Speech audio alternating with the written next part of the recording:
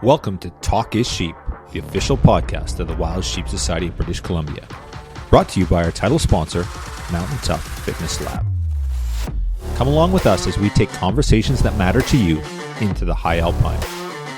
We have partnered with Mountain Tough Fitness Lab to help get you in shape and mentally stronger. Whether you're a veteran hunter or just starting out, the Mountain Tough app will take you to the next level. We personally train using the Mountain Tough programs, and we believe in it so much that we want to give you 6 weeks for free using code SHEEPBC. That's SHEEPBC. Check out Mountain Tough Fitness Lab. You won't be disappointed. Well, good day, El Presidente. Oh, Mr. CEO, how's it going, my friend? It's a name off. Holy dynamite. Yeah, good to be back on the airwaves with you, man, and getting down to some regular podcasts again. Show season has kind of slowed down a little bit, but now we're back at her.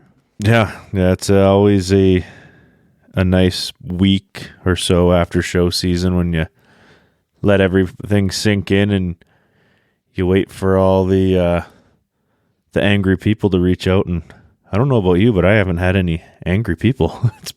It's been pretty good so far.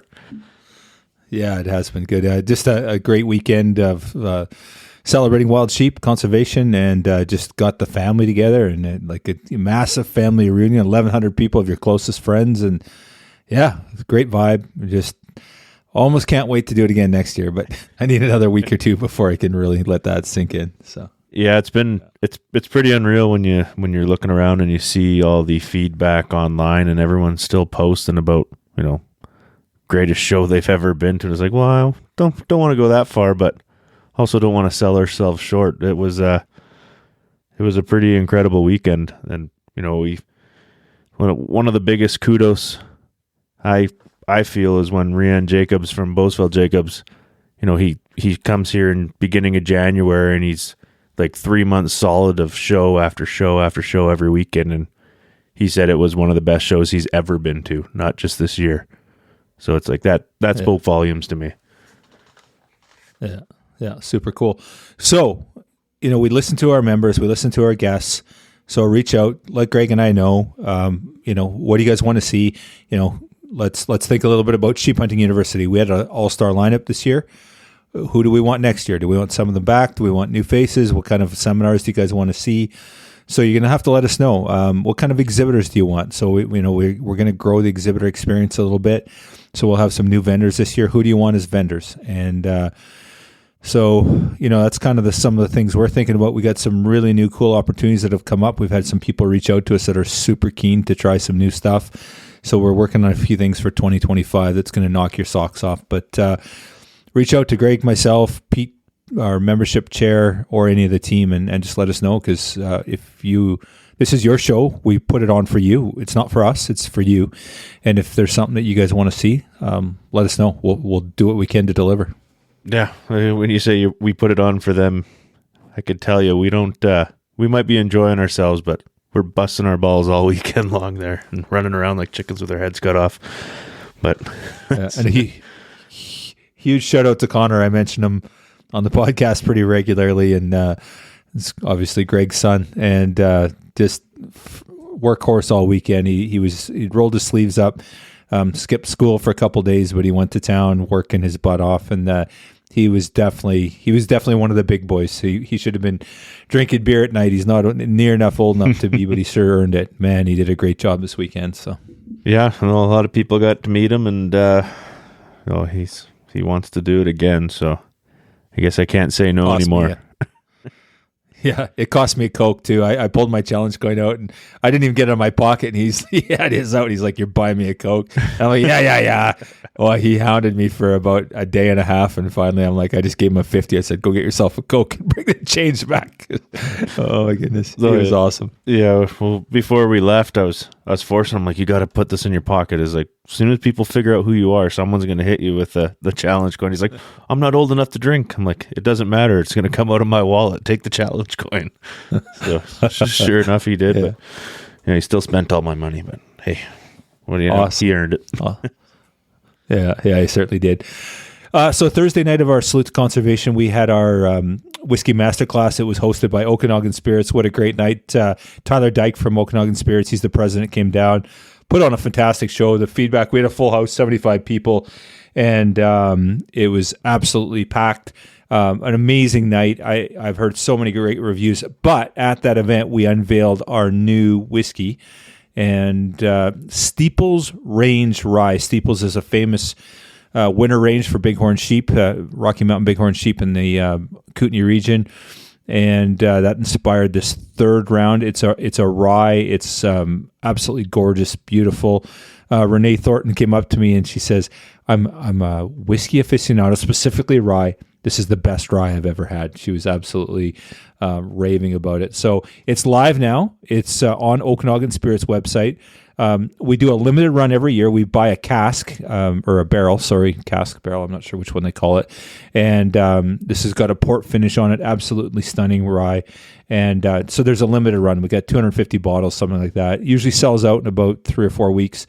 So please do not come to me in 6 weeks and say you want rye, because I do not have any. We do keep some back for fundraising purposes, but you're not getting it. So if you want it, go over to Okanagan Spirits. It's right on their website. Click on whiskey, new releases, and Steeples Range Rye. I bought 6 bottles personally. They're shipping them now. They do a great job. It's free shipping, over $150, and you will not be disappointed. So I've got all 3. I've got the Chadwick, I've got the Blue Bunch, and now I've got Steeples Range. Did you say yours showed up today, or you just... No, I have mine in the mail, but yeah, I'm keeping ones to drink, and then I'm keeping ones just to have on the shelf, and maybe once we have a full collection of whiskeys, maybe I'll donate them back and auction them off, put them in a little pretty box for people. But you're definitely not going to be spending the $105 per bottle at that point. Yeah, so it's $105, which is a little on the spendy side. I will say this, though, it is a craft style whiskey. It's absolutely gorgeous. Okanagan Spirits is an award-winning distillery, like worldwide award-winning. They do an amazing job, incredible whiskey. And the other thing about it is it supports our fundraising initiatives. We probably make about $10,000 a year off this initiative. So there's a markup for us. And on that particular bottle, I think it's $30 of every bottle gets kicked back to us. So it's a great opportunity for us to fundraise some money and support wild sheep conservation. And it's just cool, man. It tastes good. It smells good. And you're supporting conservation. Well, you get whiskey, we get money. It's a win-win-win for everybody. And, there's enough in that bottle to get a good buzz. So. Yeah, absolutely. Something else happened very recently since the show. We may have signed another conservation partner there, Mr. Stelter.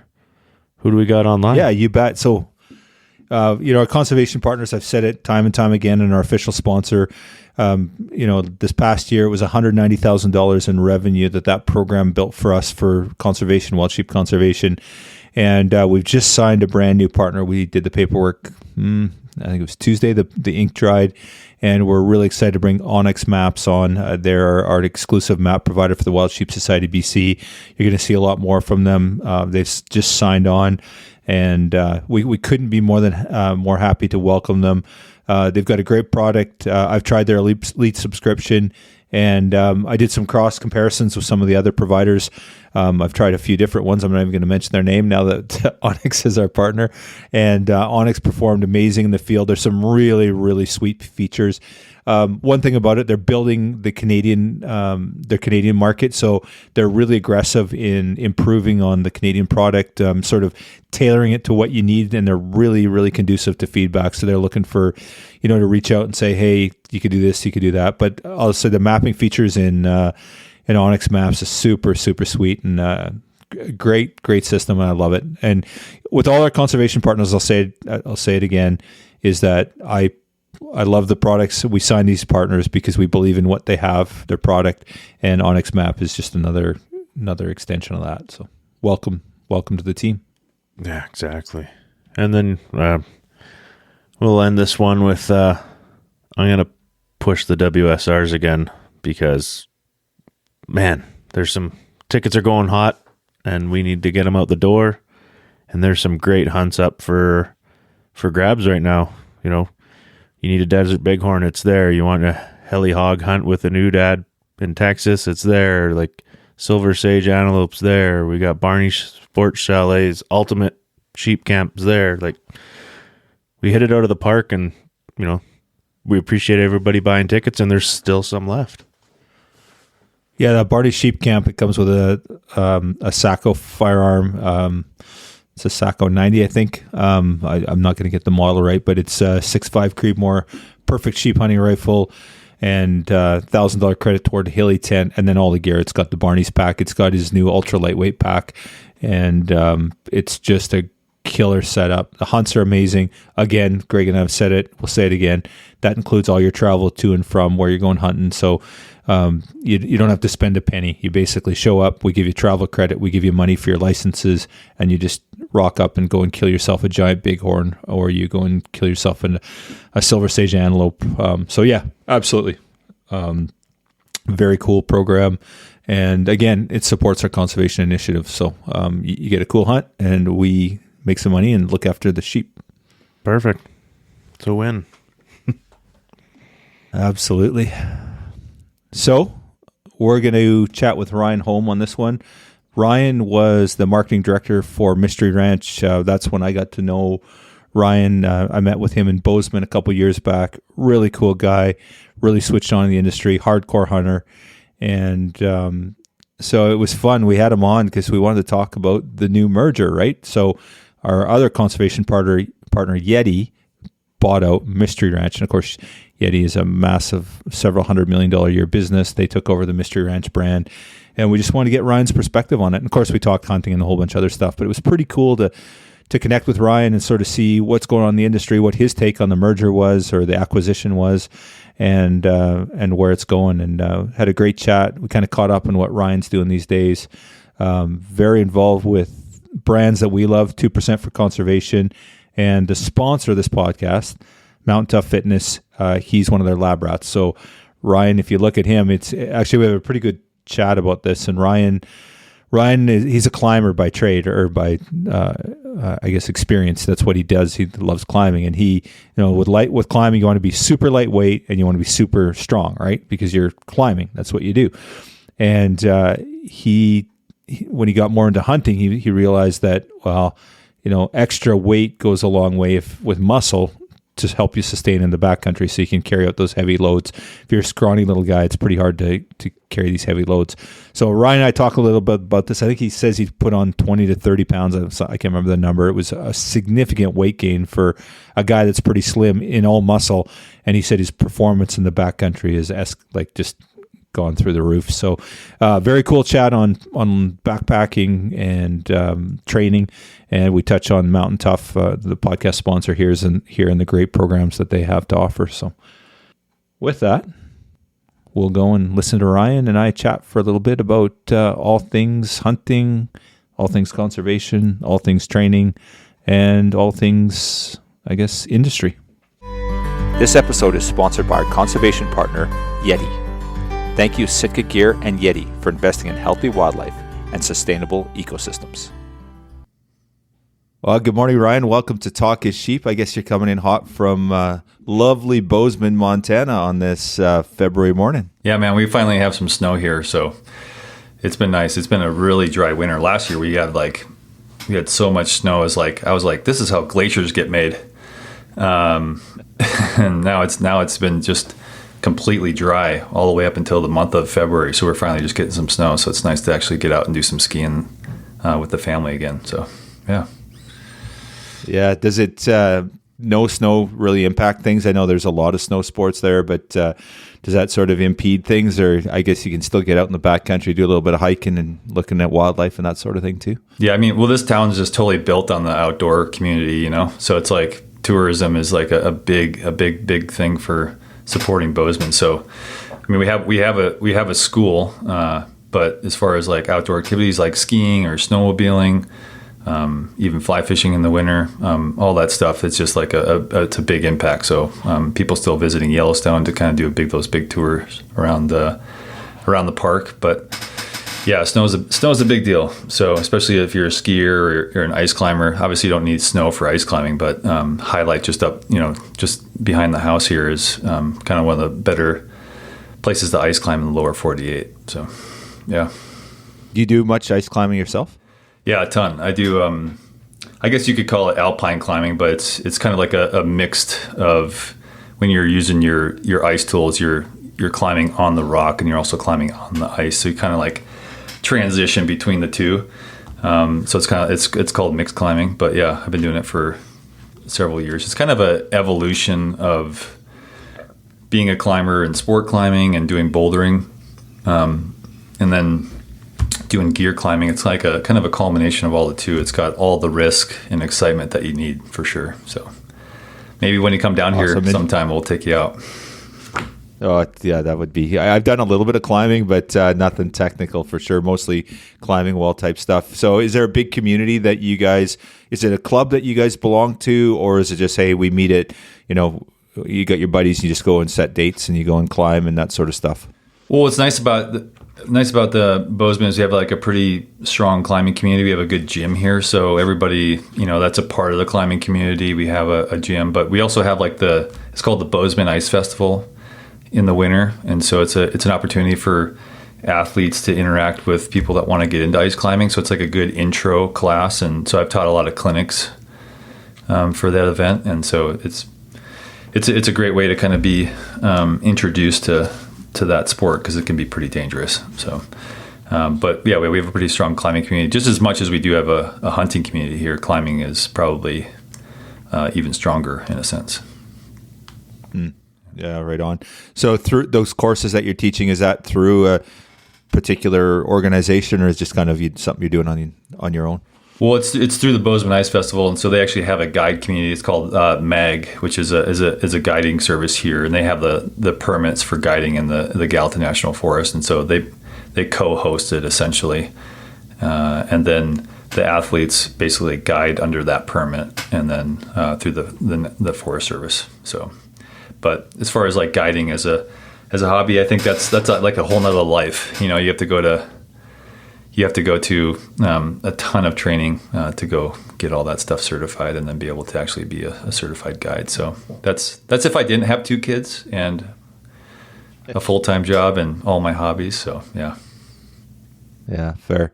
Is there a certification process for climbing? Like obviously you go to a gym, you got to get checked out and belay, how to belay and everything, and get certified for that. But do you need to be certified technically? I guess if you're getting permits in the forest, there's probably some sort of process that you have to go through for that, I would imagine. Yeah, AMGA, which is like the guide permit, you can go. I mean, there's different places in Colorado. I think they have some in Oregon too for certification. But yeah, you have to go through a whole permitting process there. But just to like go out and climb by yourself, you can go to the climbing shop and buy your gear and go out in the woods and go climb. Like there's no certification. So there's plenty of people out there that don't know what they're doing. But it's good as a climbing community. We can kind of notice those things and make sure people are climbing and being safe about it. But there's plenty of opportunity for that not to be the case. So, right. In the wintertime, are you getting out a couple times a week, or what kind of frequency would you show up in the mountain?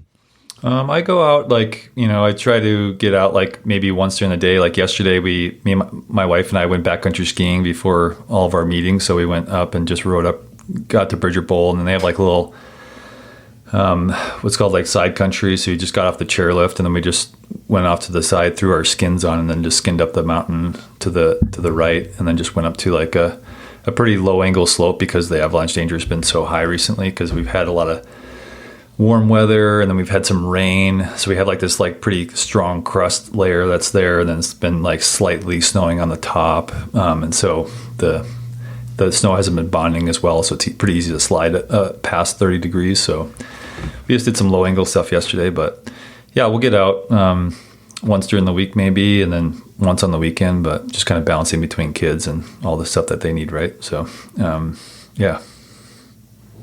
Yeah, fair. Well, cool, Ryan. I guess maybe let's start with, let's kick back the tires. And actually, maybe before we even jump into Mystery Ranch side of things, how did you end up in Bozeman? Was that a Mystery Ranch transition, or were you there before you joined their company? No, I was actually going to school in Chicago. I grew up in Minnesota and went to college there. And one of my buddies that I grew up climbing with in Minnesota, Kyle, he ended up moving to Bozeman to go to MSU for engineering school. And then once we had talked all the time and kept in contact. And after I graduated, it was like, well, what do I do next? And so I reached out to Kyle, and he's like, hey, dude, just come to move to Bozeman. I've got a room you can stay, and you come check it out. And I was just like, well, that sounds like a good thing. So I called home and let my mom know I was just going to move to Bozeman. She's like, I knew you probably wouldn't stay in Minnesota very long. So I came home for about a week and then moved out to Bozeman and hung out with my buddy Kyle. And just, I think for about 3 to 4 years, I was just like a skiing climbing bum. I worked at a ski shop, and I'd just go skiing in the morning, and then I'd come back and then just wax skis in the evening, and then just go home and grab a few beers, and then wake up and then go do it again, and just kind of constantly did that for a long while. And then that's kind of when I got a semi-real job at Mystery Ranch, when it was kind of first in its infancy. So, yeah. Okay, fair. So let's just, before we jump into the Mystery Ranch side of things, is Bozeman always this mecca for innovation and these outdoor industry orgs? Like, it really got elevated when Meat Eater moved into town and that sort of stuff. But obviously, like you said, Mystery Ranch has been there for years, and a whole bunch of other brands too. So has it always kind of been that, I guess I use it as the, what's the analogy? Silicon Valley of the hunting industry, right? Yeah. So is it always been like that, or is it kind of, I know it's really evolved in the past 10 years, but what was it like before that? Yeah, I think I was primarily, when I first moved here, I was really connected to the outdoor industry. So hunting was really not even a thing for me when I first moved to Bozeman. So I might not be the best temperature for what it was like early on. But as I kind of, because there was actually originally Patagonia was a Bozeman-based company. I don't know if you knew that. And, no, I didn't know that. No. Yeah, and my buddy Mike, who's a good friend of mine, he used to do all the PR and marketing for Patagonia way back in the day. And so when Patagonia was actually in Bozeman, he was working for them, and then they moved. They were also in Ventura, California, and so they had their more of their marketing team based in Bozeman, just capturing content and kind of living the lifestyle. And at some point, they kind of pulled the plug on that, and then moved everybody back to Ventura. So, so the outdoor industry is, it's been solid here. Like, a lot of people come from the outdoor industry to come here and test their equipment or do some either ice climbing or climbing in general. The Gallatin Canyon is really well known. Like the kind of the iconic people like Conrad Anker and Alex Lowe, who are kind of the North Face athletes, kind of cut their teeth here in Bozeman, and then they became kind of iconic climbers across the globe.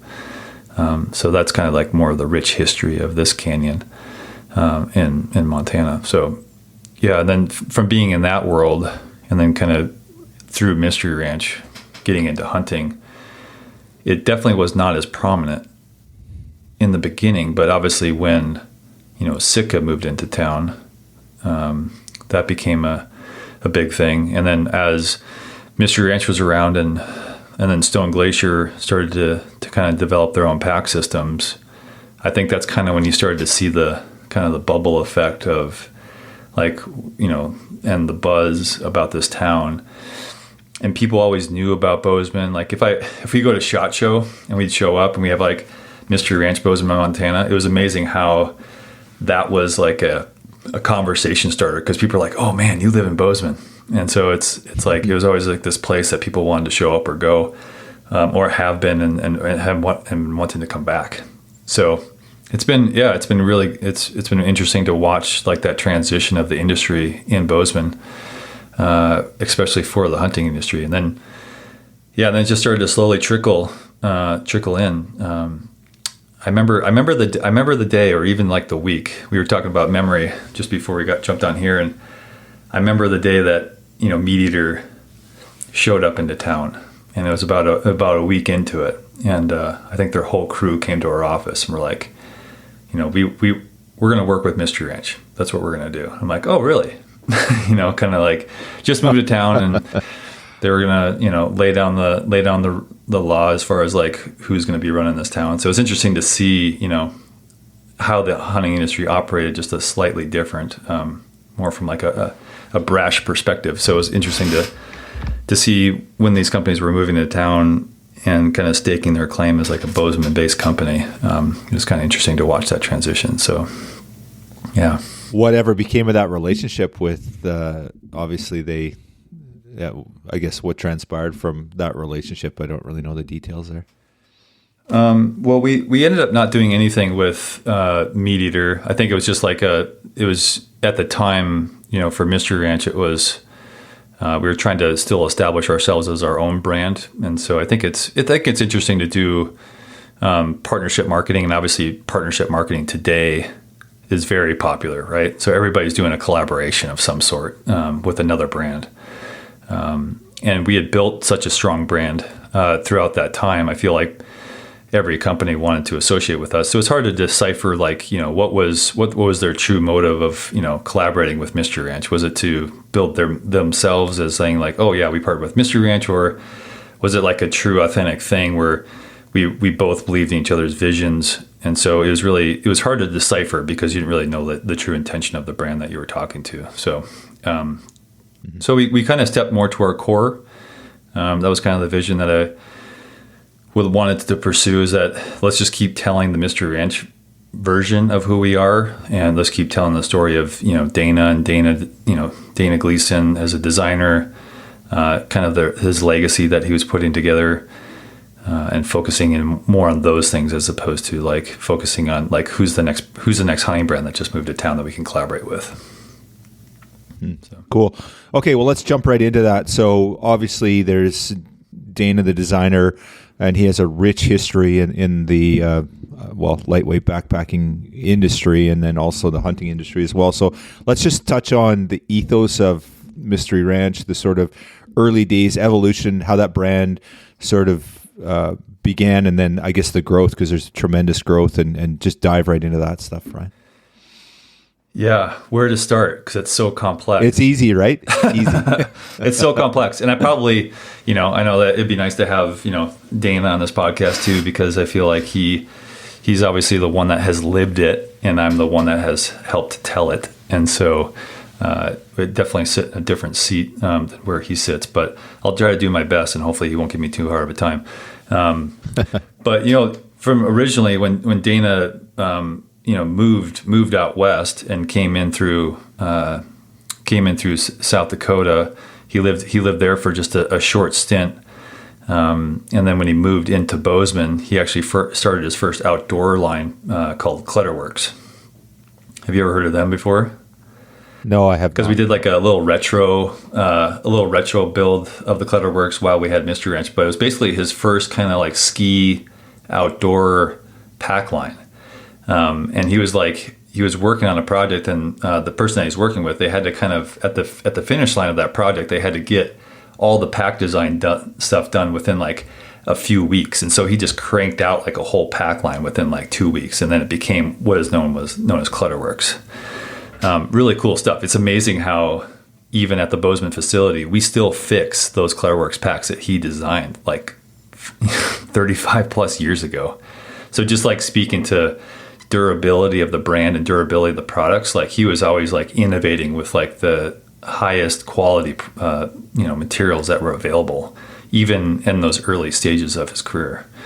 And so it went from that to Clutterworks ended up getting sold, and then he started 2 different companies in the camera space, Quest and Mojo Systems. And there were 2 camera bag companies, so he got really technical with designing like technical bags for just like all the different types of cameras that you could use in those days. And so it became a really hard thing to do, but those kind of continued on, but they kind of went to the wayside a little bit.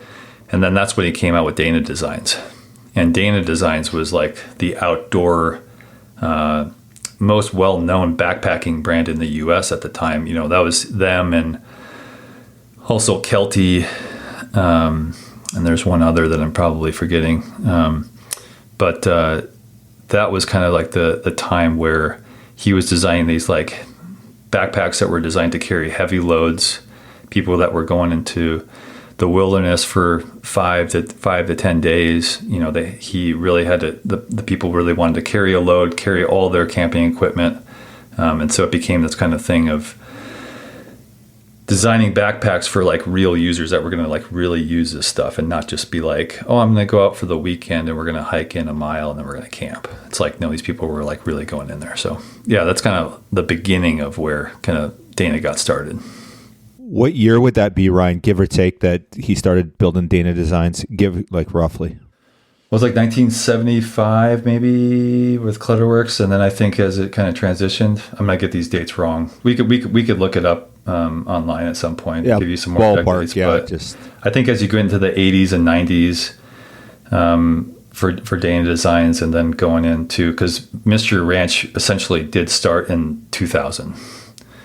Okay. And so I think he had like a non-compete when he ended up actually selling Dana Designs for 5 years. So that might have been 1995 is when it sold. So they could kind of work backwards from there as far as like, I believe they were in business for about 10 to 13 years before the actual sale of it. But yeah, Mr. Ranch was probably, from a percentage base, was dramatically bigger than Dana Designs ever was. But yeah. Mm-hmm. Mm-hmm. Yeah. Okay, so he sells Dana Designs, and then what's the evolution into Mystery Ranch? Was he the startup of Mystery Ranch, or is there like, no, we need to get him in as a designer? Yeah, the story is as a designer and the owner, obviously, of Mystery Ranch, and the start of it was his one of his daughters needed like a hip pack, and so he was during a non-compete, so he couldn't really do anything. So he was his daughter was like, I just need a hip pack to go for a nice hike, and I don't want a backpack. So he designed like a hip pack, and it's basically the hip belt that you see on all of his backpacks now for Mystery Ranch. So it's just like five panel wrap system that goes around your hips. And so they have a patent for that little triangle that exists at that hip section. And that actually came from those designs when he started then. And so over those years, it was funny, is like on the military side, and this actually connects back with the John Barklow days, which I know who John Barklow is. But a lot of the SEAL teams approached him because they were looking for a pack that could carry like extreme heavy loads. And they had never... They couldn't find a company that could, design something that wouldn't break within a few days or a few rucks. And so the SEAL teams reached out to him, and they're like, hey, can you design us a pack for this specific instance? And he was like, yeah, maybe I can. And so in his way, he was thinking about the pack design, and that's where they designed a pack specifically for the SEAL teams for a contract, and they ended up winning the contract. And he's like, I'm back in business. He's like, people still need what I do. And so, at that time, if you actually step back a little bit, at that time, during that process, that was kind of like the early days and maybe even the middle of backpacking light. So it was like every backpack that was designed was, everything was being counted by its ounces. They were using really light material. Everything was uber light in a sense, even more than ultralight, right? And so it's almost like Dana Designs, the brand itself, kind of deteriorated during those times because like it was overbuilt quality stuff. And so when all these consumers were kind of being influenced by this like ultralight strategy, and so the Dana Design thing just wasn't able to keep up with that. And so for a while, he was just like, I'm not sure if anybody really needs what I do anymore, because I'm more designed around durability and quality and all these things. And so when he had the SEAL teams come around and ask him for something that was very durable, that could last for all the things that they needed to put it through, it was just like a light bulb went off, and it was like a whole nother customer base came around that was more in need of what he was doing at the time. So, yeah. Yeah, and that's where that, we did see this evolution in the hunting industry where it was all about counting ounces. And then, these packs were literally falling apart in the backcountry when you put a heavy load on them, right? I just remember a period where it was pretty notorious from a few brands. I won't go into the weeds on that one, but they literally were like, frames were like carbon fiber frames were breaking. They were underbuilt effectively, right? And it's interesting to see that, and even today, right? Like guys would rather carry an extra few ounces and have a durable bag than something that's not going to withstand 150-pound elk quarter, moose. Well, not a moose quarter, but a lot of weight, right? Yeah, yeah. That was an interesting thing. But with our warranty department, we would have this happen all the time for Mystery Ranch, just being in Bozeman Pick. People would be like, yeah, like we were hiking down the mountain and we both had the same load on, and I had my Mystery Ranch pack, and my buddy's frame just broke. Like a critical component, like the overload strap where you kind of pull it in, or a strap would break here, or the frame would break. And he's like, we could have just like waited there, but I ended up just like throwing his meat on my pack, and then he just carried the sustainment gear, and then I just loaded out the rest of his meat in my Mystery Ranch pack and brought it back down to the trailhead. And we would get that all the time. Wow. Yeah. And so it was like a good testament to what we were doing. And so the nice thing, before we dive into hunting, is that on the military side, the spec is so high for quality. It's why most brands can't really get into that, because one, they aren't willing to spend the money to make it the quality that needs to be, because most companies are looking at only their margin, right? So they're looking at profitability, but they're not really thinking about how do we design something that's actually going to work for the customer. And I think that is why Mystery Ranch succeeded, is because they're always building durable things that almost more durable than the military was requesting. Like I remember a fun test that one of the teams did. We're designing a ruck for them, and they ended up throwing like 600 pounds of bricks in our mountain ruck. They flew up in a plane, and these were guys that were jumping with this stuff, but they flew up in a plane. They were flying over, opened up the back of the hatch of the plane, and then just kicked out the pack with 600 pounds of bricks in it, just to see if it would hold up. And the only thing that broke on that Mystery Ranch pack was a buckle. So it's like, that's the kind of testing that Mystery Ranch was going through with their pack design. So everybody's like, oh, Mystery Ranch our stuff's heavy. No, I don't think it's heavy. It's durable. It's the difference. It's like we were making things that, you could have for Mystery Ranch. So the saying for us was like, any pack in the field, any day, 98% of the time, you could use any pack in the field, no matter the weather, no matter the situation. But we would say, like, when shit hits the fan, you're going to want a Mystery Ranch backpack, because it's those days where it doesn't go well that you're going to want to make sure that you have. And I always felt that way in the backcountry. Like, if I got an elk down, 8 miles deep in a hole, I always felt like I wasn't thinking about my backpack. Like, is my backpack going to hold up to this situation? Like, that was never a thought in my brain. Mm-hmm. But I do feel like that was a thought for most people with other packs, were like saving a few ounces and sacrifice durability for weight. And so I've always felt like that would transition, and I feel like it will, and I can kind of see it happening a little bit with the gear that's being designed now. I don't think really weight's a concern. Like, I think it's a marketing ploy. Like, I'm a marketer. Yeah. I'm a marketer. And so I'm for sure know that you know that. And that's all we do in marketing, is it's just we talk and we convince people that they should be doing certain things. Is that really the truth of what they should be doing? I don't necessarily agree with that.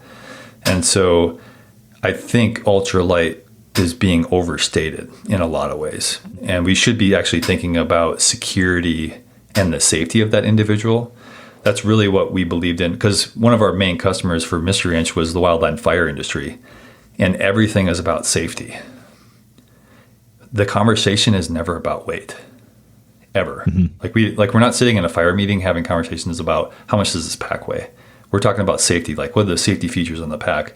How is this going to keep a wildland fighter alive in situations where they might have to move down the mountain because the wind just shifted and the whole crew has got to get out of there? Like, or how are they going to grab their security blanket so they can cover themselves to outlast a fire that they couldn't run out?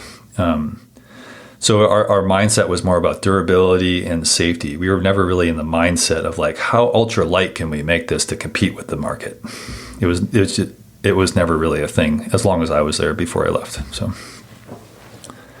I feel like the whole ultra lightweight perspective is always it's for the newbie, right? Maybe the unanointed that maybe hasn't been to the mountain, and they're like, okay, they're gearing up for their first big hunt, and they're like, okay, and everybody's talking about weight, and most people in the industry that that have been hunting, they're going to look and go, well, that piece of technical gear, it weighs an extra pound, and it's like, I don't need that. It's overkill or whatever. Right? My layering system takes care of that. So that's where they're shaving the pounds. They're shaving it on stuff that, just common sense stuff that once you've been hunting for a few years, you're like, okay, that makes a lot of sense. But not a lot of people are like, okay, I need the lightest lightest pack out there, and durability is not a factor. Like that's, for me, in choosing my gear, it has nothing to do with it. I want to be lightweight, and I'm also not a guy that counts ounces either. Like I obviously look at that stuff, but there's so many ways to shave ounces, and it certainly on my pack is not where I want to do it. Yeah, and even for me, like if you think about it on the flip side, not even think about the gear. It's like it's more about like, is your body in shape? Yeah, that was the bigger thing. It's like, for me, I'm a pretty scrawny dude. I was always like, from a climbing perspective, that's where I was trying to save weight, was just on my body, because the lighter you are, usually the stronger you are. But I've actually found that to not actually be true as I've been going through this Mountain Tough program. But it's, if your legs are stronger, I've put on like 25 pounds of muscle as going through the Mountain Tough program. Like, and last year being able to go out and hike, like the weight didn't even matter. Like it just disappeared. Like it wasn't even a thought, So it's like, there's other ways to think about weight management, and that could be the strength in your body, more so than like the lightweightness of your gear. And so there's kind of like a balancing act. You should be thinking about both, not just like the gear itself. So. Yeah, well stated. Let's touch a little bit on your involvement in Mystery Ranch. So you talked about the startup in 2000, so they've been in business now for almost a quarter century. When did you come into the fold, and sort of, I know you talked about before we went live here that you got involved and then eventually escalated to director of marketing. So talk a little bit about your evolution and sort of what you were focusing on in your role with the brand. Yeah, I think I first started I think it was actually I was at Mystery Ranch, and then I went away, and then I came back. So when I first started, I was actually I started in the showroom. I was actually working at a local grocery store here called the Co-op. I think we actually had lunch there when you came into town. It's good, great spot. Yeah. I went back there last year when I was in town as well. I love it. Yeah. So good healthy food, and I was actually there working in the grocery store, and then my buddy Mark Zekat came in, and we had known each other through acquaintances, and he just came in and just said, hey, do you want to work at Mystery Ranch? And so he just hired me right out of the store, and so I just started working in the showroom because he kind of knew my background in outdoor gear and just kind of being an athlete and such, and so that's kind of how I started first at Mystery Ranch, and just kind of cut my teeth on keeping the showroom together. And then the company was so small. I think it was like the 17th employee or something like that. Wow. A small shop just on 7th Street, actually right across in the same district that Mystery Ranch is now. It was right next to Stone Glacier there for a few years. But I used to just sew shoulder pads in the front showroom when we didn't have anybody in there, and I'd work on different like body panel stuff and just kind of help with the production floor, which was like uber small. And then I'd go back and help out with shipping and do all the things. So you're basically just like, you're working the front showroom and the customer come in. But so then that kind of evolved. Obviously, we moved over to down to Frontage Road, which is just out a little bit outside the town a little bit more. And that was kind of the transition there.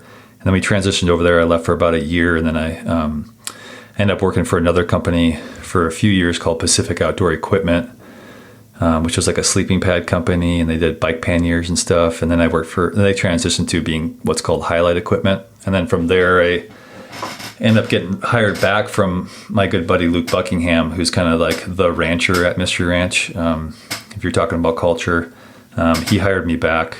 The funny thing is I started out working out in the showroom again, and managing that. And then as we were being, starting to grow, it's just like, my background was in marketing. I was like, is anyone doing marketing at Mystery Ranch? And Renee was like, no, we don't really believe in marketing. We just believe in product design. And I was like, true. I think that makes a lot of sense. And she's right. Cause product, it definitely takes it to the level. Like I truly believe in marketing good products. Like you could never stick me in a role where I don't believe in the product. And, so we really didn't have a marketing team. So I just started doing marketing stuff for them. And so Mark was doing some of that stuff, to give him credit. He did a lot of good work for the hunting brand. We didn't really have, hunting wasn't really a big section of ours when we were out on Frontage Road. It just kind of started becoming a thing. He was going out and taking photos and kind of helping kind of tell that story. I think it was kind of like the birth of, I feel like it was like that kind of the birth of like really well curated hunting content. And so, as he was taking that stuff on, I kind of started to fold into that process.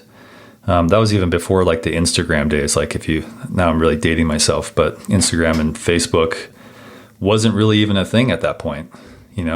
Like if you put out a film, that was a pretty major thing. So it was great to be kind of, at the beginning of where kind of Mystery Ranch was going. It's like they had the product, and now we just had to market it properly.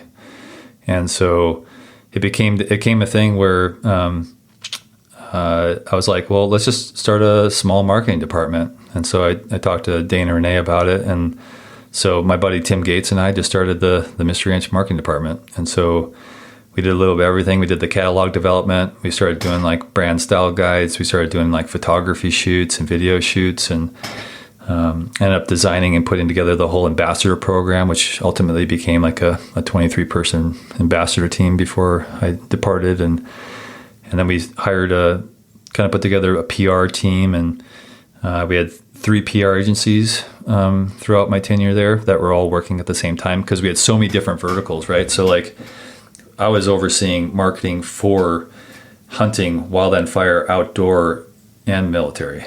And so it wasn't just like hunting. I think it's always interesting. People always think that I was only a director of marketing for one vertical. It's actually for all 4. And so it was a different setup than what the rest of the company was, because as we grew, we had teams dedicated specifically to military, or specifically to fire, or outdoor, or hunting.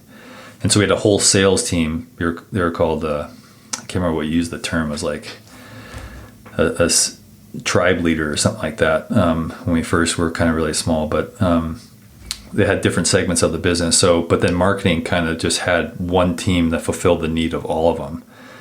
And so that really challenged me and the team to kind of really be able to be dynamic with different seasonal calendars, editorial calendars. Everybody's needs were different. We were, at some point, I know this is crazy, but I was organizing 50 trade shows a year. Wow. And I was that's insane. Organizing all the logistics of everything. So think about going to Wild Sheep like 50 times a year. Yeah. So flying in and going into military bases. So like flying in and getting all your gear into a military base is way different than like flying your stuff to Vegas. Like getting security clearances and making sure that all the stuff that you ship there is all to spec. And so especially like if you're going overseas, like we were going to Abu Dhabi and all your stuff had to be ITAR certified. So any samples that you're shipping over there, they all had to have ITAR certification stuff on all the samples that you're sending, and all marked. So for as they're transitioning through customs, all that stuff was marked. So yeah, so it's a lot of, as you can probably tell, is like tons of logistical management. Like marketing today, I think as students are coming out of school, they're sitting in class like, oh, this is marketing. And we like do pretty pictures and take videos, and we do performance marketing. That's where all the talent, that's where all the workforce needs. And it's like, and I'm just like, I just want to say like time out. Like marketing is not just like going on beautiful trips up to BC and hunting wild sheep. Like that's a small fragment of what's actually being done behind the scenes. It's a full-on business. It's not just like we get to, take these vacations and eat this amazing food and just like travel the world. It has not, it's like a full-on grind. And so it definitely taught me, and I know a lot of my team members, the beauty of efficiency and all that stuff. So that's kind of, as the evolution of the brand, all those things. And a lot of those brands are going through that today. I kind of was able to watch, Stone Glacier go through that process too, as they, Jeff Sposito and Lyle kind of transitioned to taking over that company there.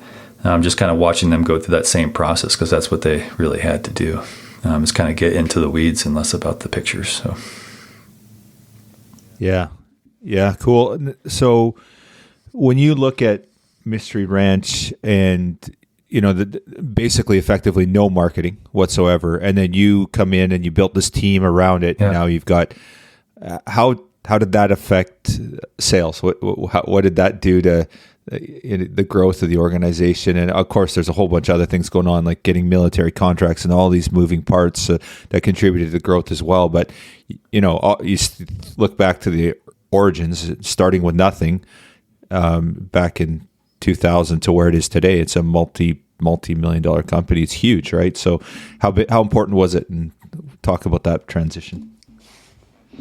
Yeah, it's really complex. I'll give you some examples, like military. When you talk about marketing and military, it's not the same thing as most people think. It's like They think that you can like throw a post up on a website or get a PR hit, and like all of a sudden, like your brand gets in front of like procurement officers at SOCOM, and like now you've secured it, or you've done a base visit.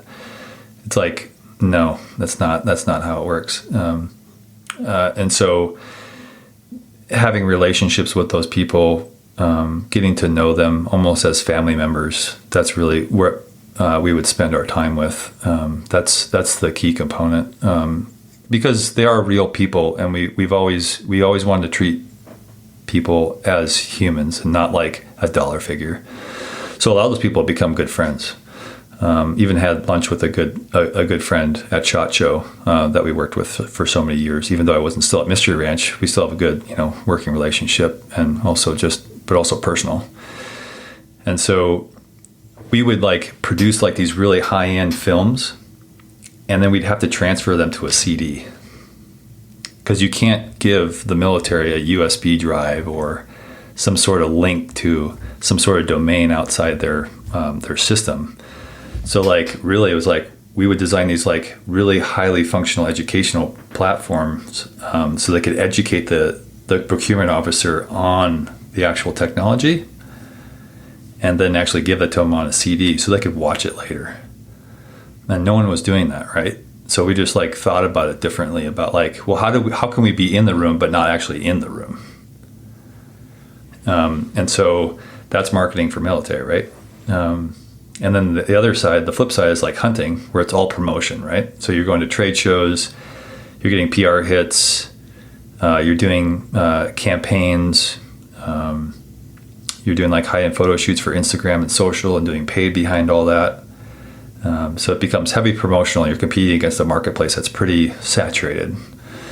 And so, yeah, from a sales standpoint, year over year, and developing like an e-commerce solution, making sure that you capture those sales, all the money that you spend, and they go through the funnel, and you capture at the very end, and working on retention, all that stuff. We went from when I first started at the brand, I think we were like just barely above $1 million. And at the very end, I think they were cresting like 68 million, 70 million plus before I left. Wow, that's insane. So it's just like a different level. So it's like going from like a 2-person team to, we had, including ambassadors, everyone working on marketing stuff, it could have been a 50-person team, right? Because I really did consider ambassadors to be a part of the team, because they were. Right. They were promoting the product. They were getting it out there. They were doing some testing for some of the products to make sure that they worked, and making sure that we weren't putting a product out there that wasn't working the way we designed it to be. So it took a ton of effort from PR, ambassadors, even working with nonprofits like the Wild Sheep Foundation. I remember I worked with Gray when we first started. Before we got into like wholesale and distribution, we were putting on like we printed us a bunch of cards and we tags, and then we would go through all the hunting packs and then put like a wild sheep, like less than one club, like discount code on every single hunting pack, so that we could support the Wild Sheep Foundation with every pack purchase that was going out the door. And so, working with the Wild Sheep Foundation on that stuff, it's just like, it's a big group effort. It's never an individual. It's not even me as a person. Like, there's a huge talent of people at Mystery Ranch. Even today, they're still there. They're kind of going through the process now that we can talk about. Those people are like the soul of the brand. And without them, a lot of that value that we've built up for the brand will kind of dissipate if those people go away. And so, it's important for that to kind of lineage to kind of keep moving forward. So the big news in the hunting industry just over a week ago was the acquisition of Mystery Ranch by Yeti. I guess that is the terminology correct there. Yeti actually bought the company. Yep.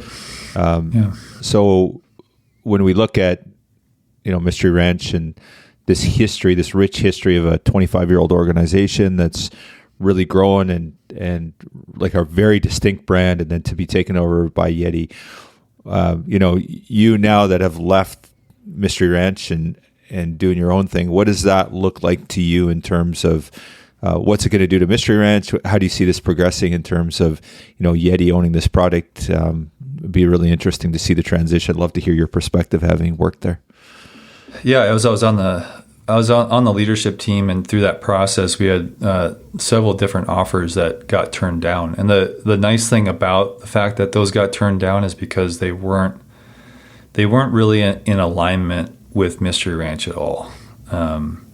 They most likely would have gutted the company. It would have become something different. They most likely would have laid off all the staff, and just like replaced them with other people. And so I feel like it was music to my ears to hear that Yeti had acquired Mystery Ranch, because it was the best option that they probably had. And what people don't know is just to put it even the way, the whole idea of Yeti and Mystery Ranch, like with acquisitions, and I lost my train of thought a little bit, but I think it's important that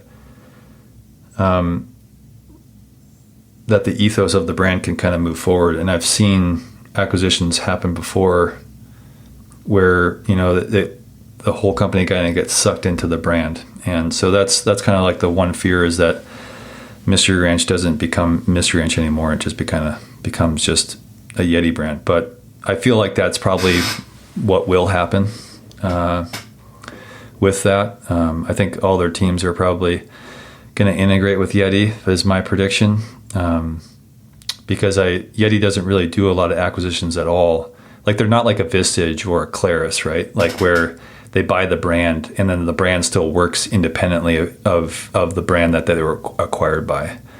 And so since Yeti does acquisitions, I think they only did one acquisition before Mystery Ranch. So I don't see how Mystery Ranch will go past or work independently from Yeti. I think it will probably become Yeti, is my prediction. I'm sure they'll just switch out the logo, and I think they'll probably get into technical packs, which will be interesting, because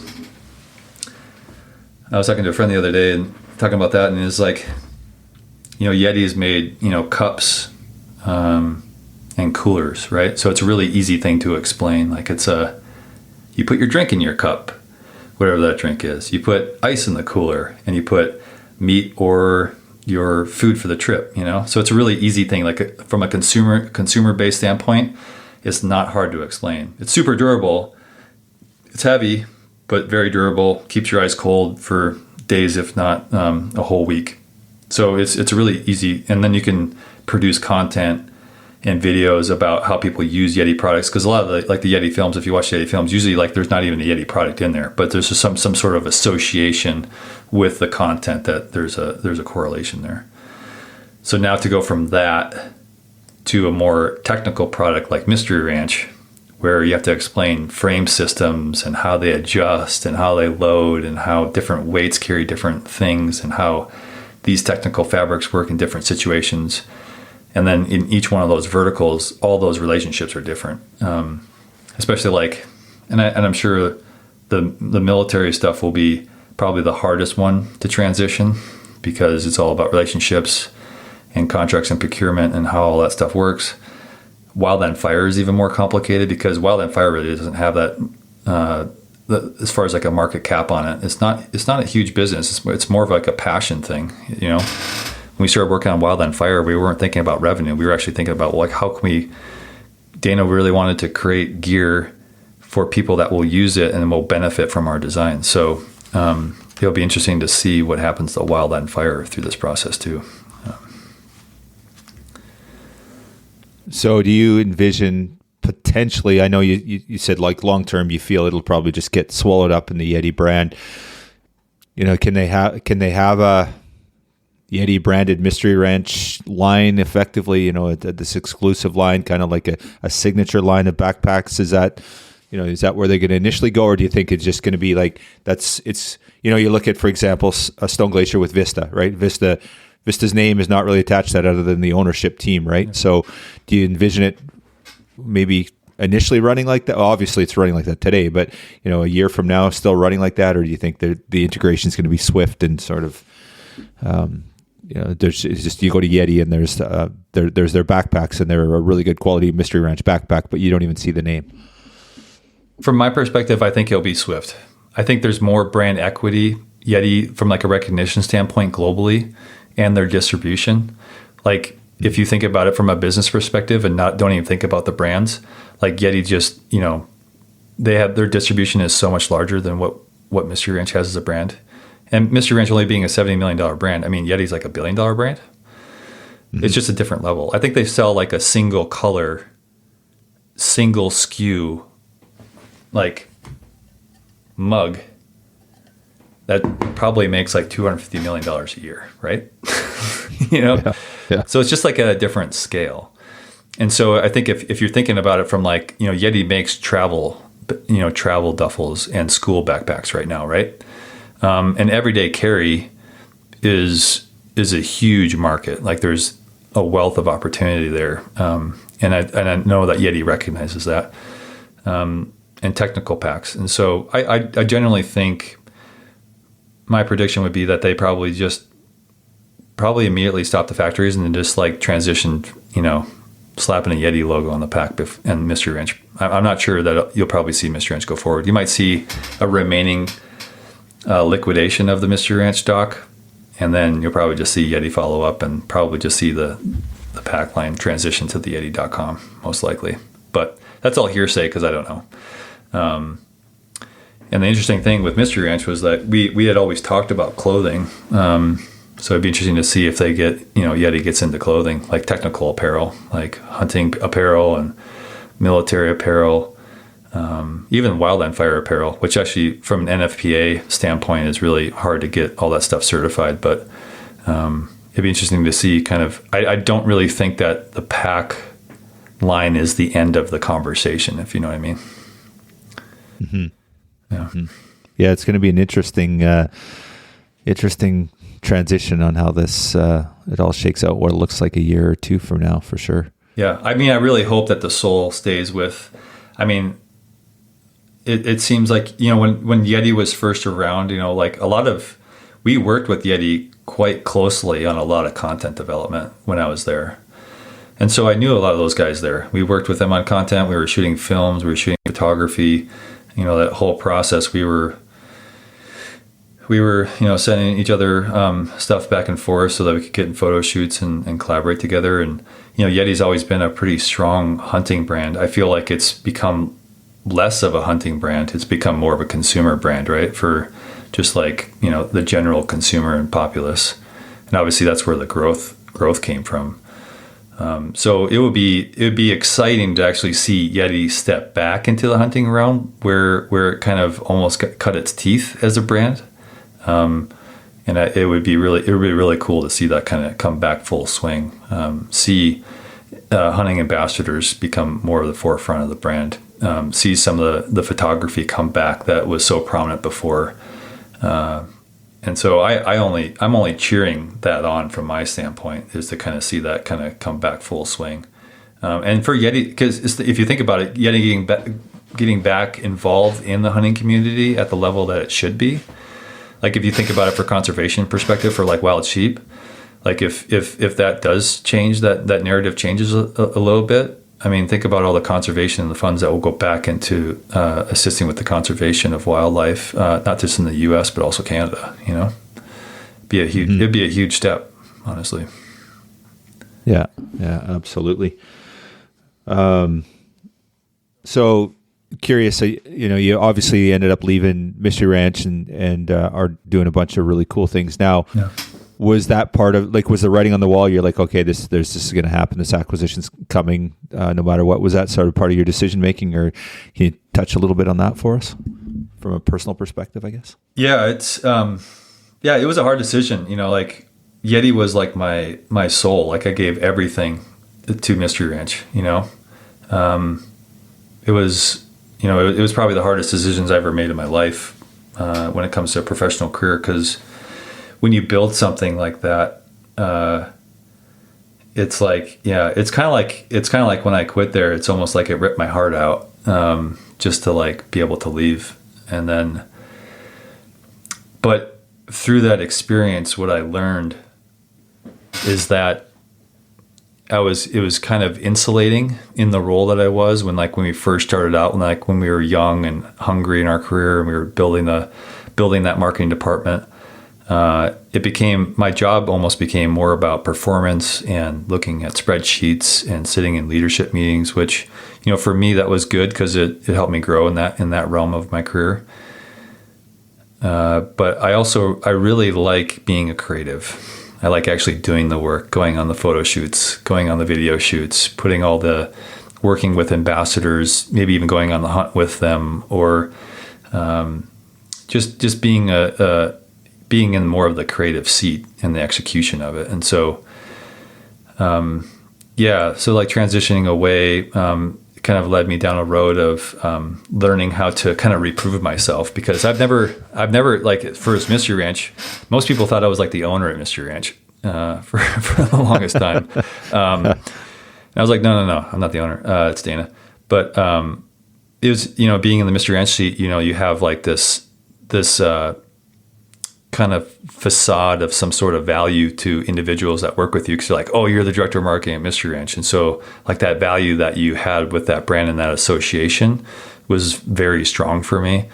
And then as you transition out and you no longer attached to that, it definitely showed me a different side to relationships that I had within the industry. And so it's nice to connect with people now at the individual level. But then also, if you're looking for another gig, you're almost starting from scratch. But obviously this Yeti, acquisition assisted me with having a little feather in my cap that, I helped kind of build a brand that got bought by Yeti. So that I'll put that in a feather in my cap with the rest of the team that's there. We should all take credit for that. And so now kind of branching out and doing essentially fractional work for a couple different brands. Like I'm working with this company called Modern Huntsman, kind of helping them kind of redesign their tech stack. But they're a great company that they really tell stories about adventure and travel and hunting. And we're kind of slowly getting them kind of transitioned more into the core hunting market, which is really where we should exist, and kind of continue to help tell those stories. And then I'm also working with a company called, as a fractional part role, is with this company called Land Trust, and they help with kind of like Airbnb of private land, and not thinking about it in like a rich man's perspective, but it's also we've kind of coined the phrase DIY private, where it's essentially like landowners would really like you to have come hunt on their land, but then they just want you to hunt and then just go out and do your thing, and they want to have limited oversight with you, and then once you're done, they just want to say, goodbye, how did everything go, and create relationships with these people, because a lot of these people have their land rich, but they're cash poor, right? And so, they've got to make an income too. And so I think there's obviously a pretty strong debate about this topic within the industry, but I would love to have a conversation with anybody who wants to kind of dive into that deeper. But so I've been doing a lot of freelance, and it's been exciting to it's kind of reignited my soul a little bit, like in a big way. It's like I've just absolutely loved getting back involved with other groups, like working with Mountain Tough on being like a lab rat within their programming.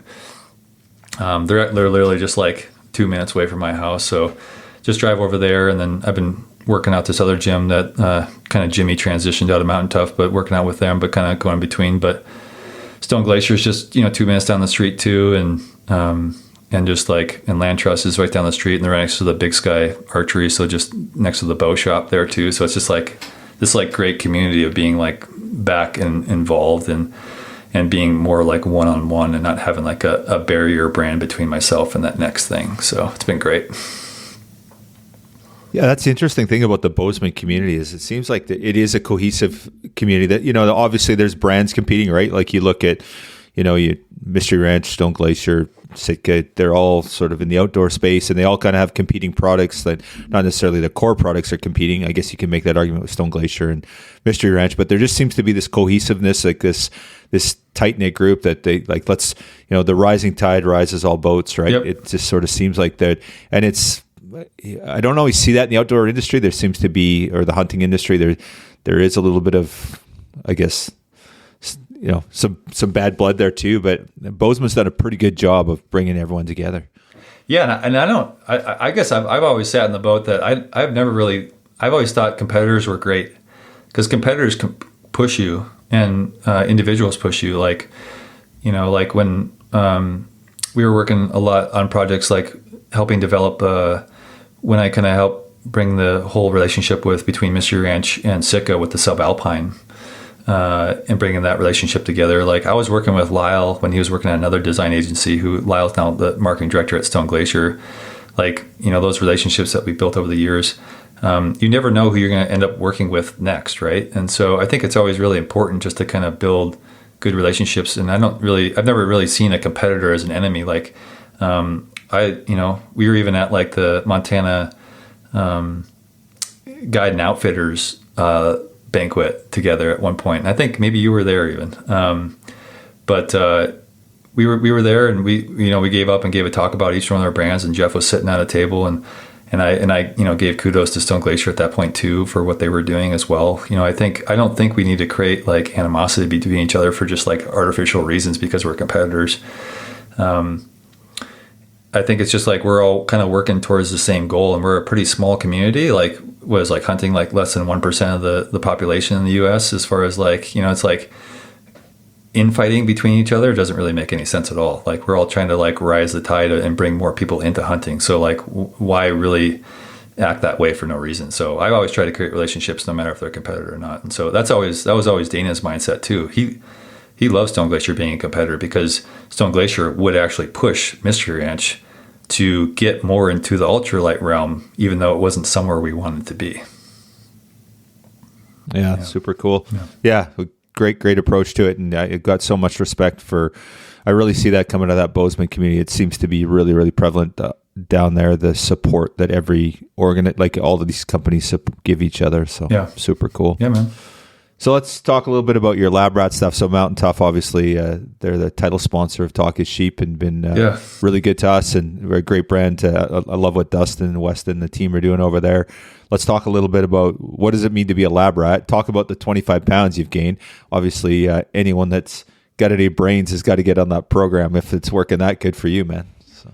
Yeah, the funny thing is that I was a climber. I was actually pretty hesitant. You know, it's like you get this like idea like, oh, mountain tough, like, oh, they're just like trying to create something out of nothing. And Weston was like, hey, you should just come try this program. We're putting this Backcountry 2.0 program together. And I was like, I don't know. Like I do a lot of climbing training, so I don't know if I have a lot of time. And I was just like, you know what? I just changed my mind on it. I was just like, you know what? I'm gonna try it. I'm just gonna try something new, no matter what my opinion is, which was vastly wrong, like not even close. And so I joined the Backcountry 2.0 program. I actually ended up going through a quick neck surgery in the middle of the beginning of it, but then got caught back up. But we were working out next to Stone Glacier there when they were sharing kind of like the two offices next to each other. And it was eye-opening to say the least, because, you know, as a climber, you usually have a lot of upper body strength and not a lot of lower body strength. And so Mountain Tough was really about obviously building the whole body. But for me, like I had like no leg muscle, like at all. And I was like, wow. I was like, after doing like, trying to do 200 lunges with like 30 pounds or 60 pounds in your hands with 30-pound dumbbells in your hands.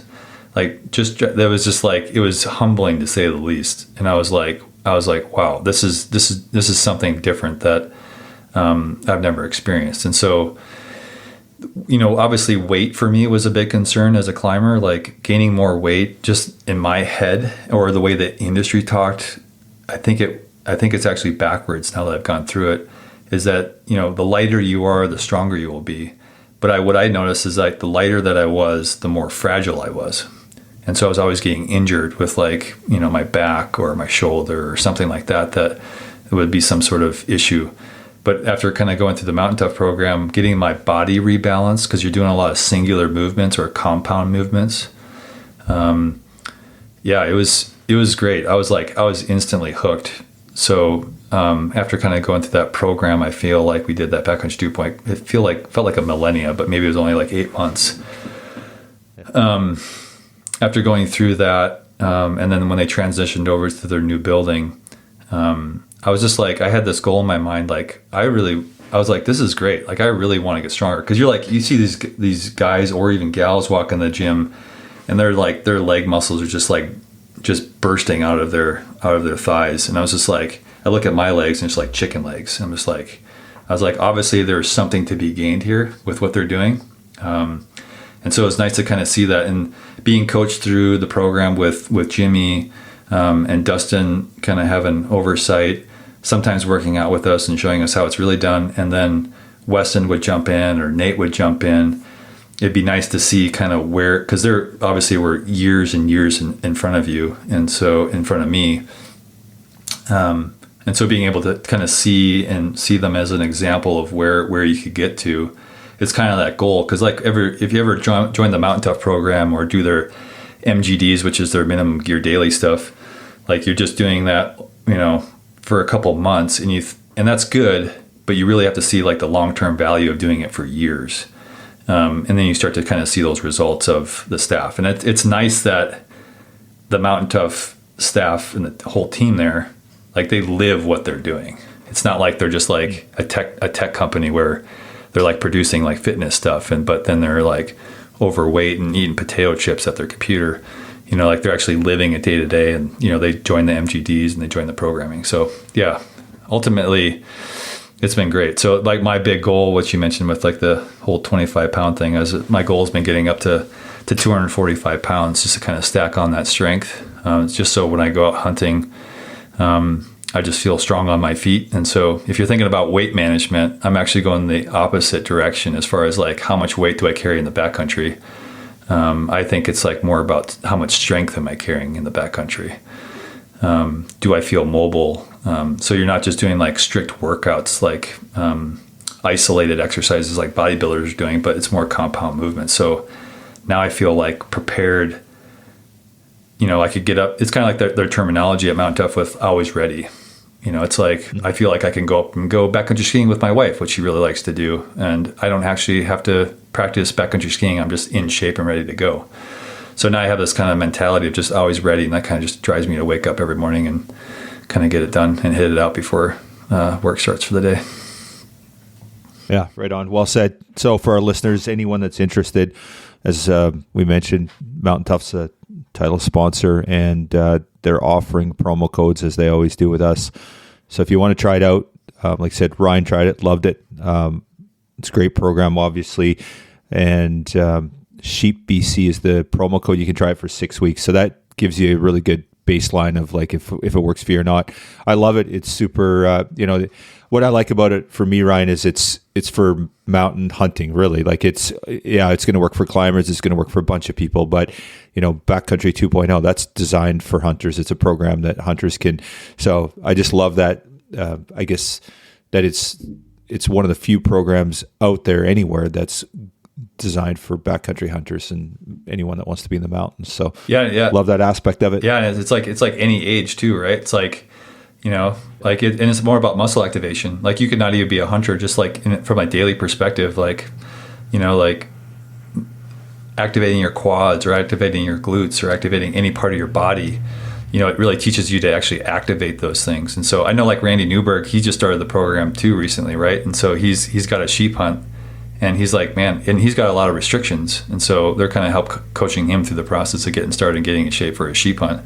And so it's like, and he's starting out at, I think is he 60, 50, 60? I can't remember. Yeah, he's definitely on the backside of the power curve. I don't know his exact age, but yeah. Yeah, and his goal is like at 80, I want to be even stronger than I was at 60 maybe. So it's like, so at any age, any spot that you're at, they have a good community online. I think they have like a good Facebook communities by state online. So all that stuff. It's just like there's just a good, strong community that's there to support you. So I get the added benefit of actually being in town, but it's cool to see all the online engagement there too. Yeah, it's really cool. I think with Newberg there, like I was talking to Weston when we were down in Reno, and it's been a really popular program because it's kind of designed for somebody that's it's not designed for a 20-year-old, right? Somebody a little bit older. So that's been a great program for them. It's been really, really popular. So like you said, yeah, you don't have to be 20 or 25 or in the peak fitness. It's going to take you where you need to go. And like you said, with the program, there's so much support there. You're even starting out, like if you're just a little confused on, well, what weight do I need to be at or whatever, it's all, go online. There's a support community there. The app, I quite often will take the app with me and use only the app, but sometimes I'll print out the sheet so I have a reference, but there's just tons of flexibility. It's just designed for really, really well, and you just kind of work on your own terms, but you've got a really good support community there to help you out. And it's also broken down by, off season. If there's go time for hunting season, then there's the in-season training, there's post-season training, there's strength I think it's strength training right now that is the program we should all be on. So, and then there's preseason prep 2.0, which is coming up here in May. So yeah, really cool. I love the flexibility, just really well thought out. And for anyone that's concerned about form, it's like, yeah, just watch the video. It's all right there. Okay, I don't know how to do whatever they're calling for, so just take the 30 seconds, watch it in the gym while you're standing there, and work on your form. So anyway, very cool program. Yeah. Yeah, right on, man. So what's next for you? Where do we go? Where do so you're working, doing a lot of freelance work. Where's where are you headed to next? Yeah, it's kind of just opportunity. I have my own web development company too. We do like enterprise software design. So we're helping out we're really wholly focused on helping anybody in the military or in the gun industry, just because there's not really a lot of support there for those individuals or those companies. And so we're really focused on making sure that they get the same support that they would for any other brand that it doesn't live in that industry, that has kind of some of the restrictions behind it. So that's kind of what we're built for. And I've done that for years through my Mystery Ranch stuff, and kind of just tie that over as a thing for moving forward as myself.